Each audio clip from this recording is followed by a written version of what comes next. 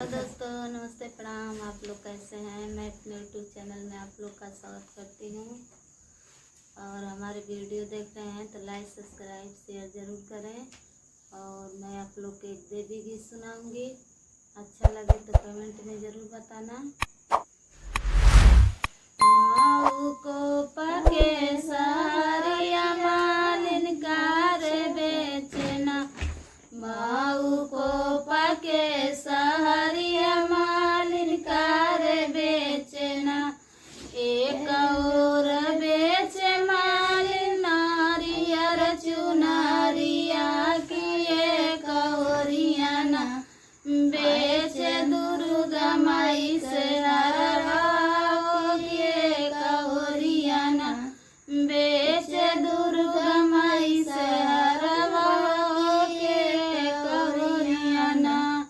माऊ को पके सहरिया मालिन कार बेचना, माऊ को पके सहरिया मालिन कार बेचना, एक और बेचे मालिन नारियर चुनरिया होगी, एक औरिया ना बेचे काली माई से हरवा होगी, एक औरिया ना बेचे काली माई से हरवा होगी, एक औरिया ना।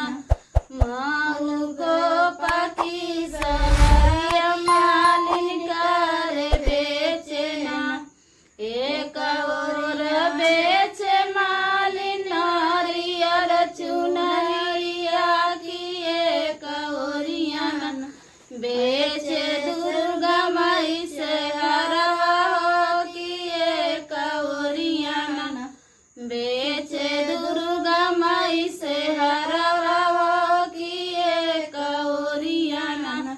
माऊ को पके सहरिया मालिन कार बेचना, एक और बेचे मालिन नारियर चुनरिया होगी, एक औरिया ना बेचे डीहा बाबा पगरिया होगी, एक औरिया ना बेचे डीहा बाबा पगरिया की, एक औरिया ना।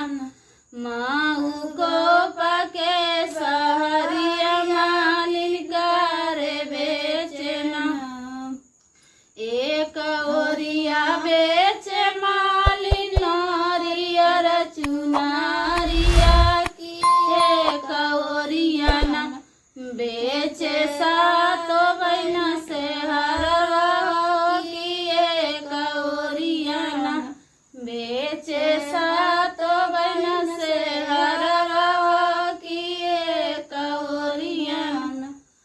हमारा वीडियो कैसा लगा दोस्तों, कमेंट में ज़रूर बताइए।